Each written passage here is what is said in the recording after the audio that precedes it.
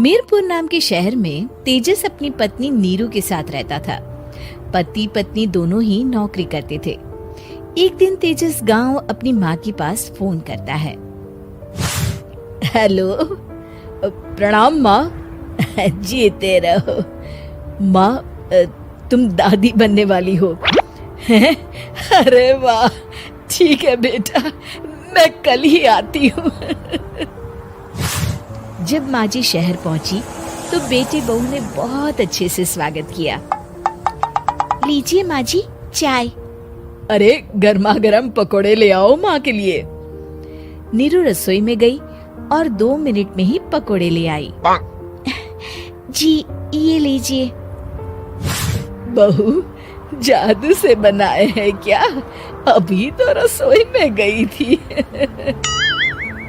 Yummy.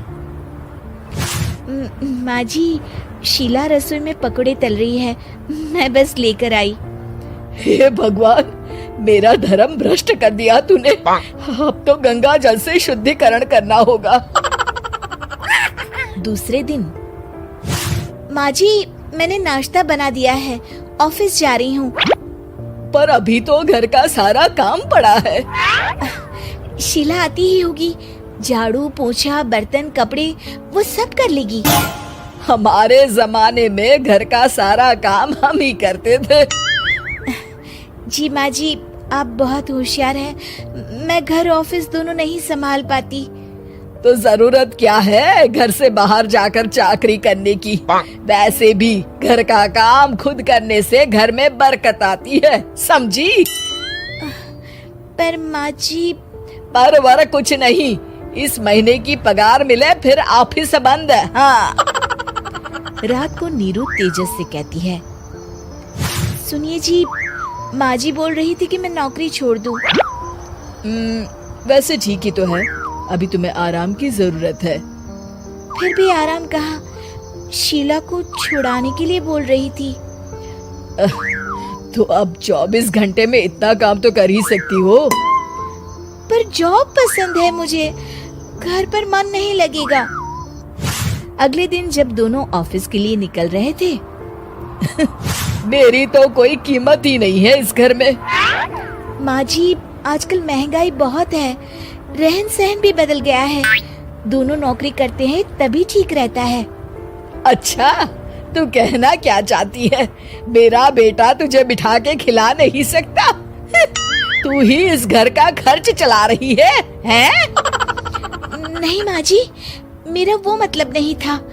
मतलब खूब समझती हूँ, ये बाल धूप में सफेद नहीं किए मैंने। हाँ।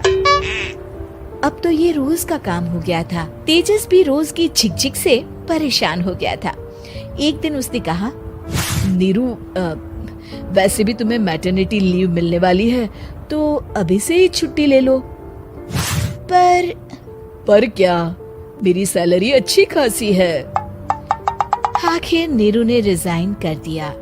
जब बच्चा हुआ तो घर में सब बहुत खुश हुए। कुछ दिनों बाद तेजस फाइल देख रहा था।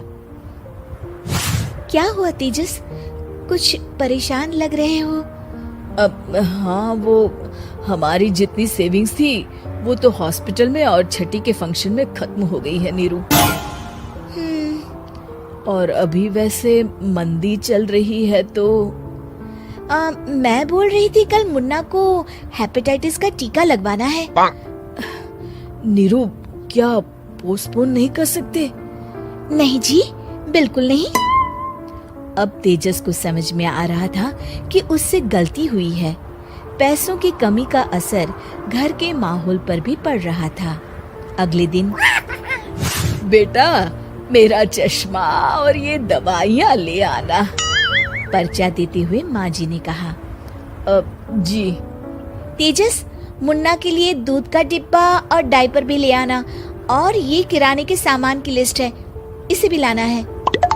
तेजस गुस्से में लिस्ट मरोड़कर फेंकता है और चिल्लाता है, पैसे क्या पेड़ पर उगते हैं? ये ले आना, वो ले आना।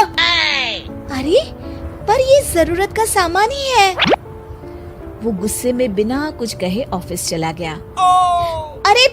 अरे लंच तो ले जाइए। नीरू दौड़कर डिब्बा पकड़ाती है। एक दिन खाना खाने के बाद, नीरू, अब तो मुन्ना कुछ बड़ा हो गया, तो अब तुम वापस ज्वाइन कर लो ना जॉब। पर इस रिसेशन में जॉब मिलना बहुत मुश्किल है। ट्राई तो करो। फिर मुन्ना? माँ जी है ना, और एक फुल टाइम मेड भी लगा लेंगे। पर माँ जी, उन्हें तो पसंद नहीं। तभी माँ जी वहाँ आ जाती है और प्यार से नीरू के सर पर हाथ फेरते हुए बोलती है, अब मेरी समझ में आ गया बहू, पहले के और अब के समय में अंतर है। तुम काम शुरू करो, मुन्ना की जिम्मेदारी मेरी। मेरी प्यारी माँ जी। ये कहकर नीरू उनके गले लग गई। शिक्षा, परिवर्तन संसार का नियम है, हमें भी समय के साथ चलना चाहिए।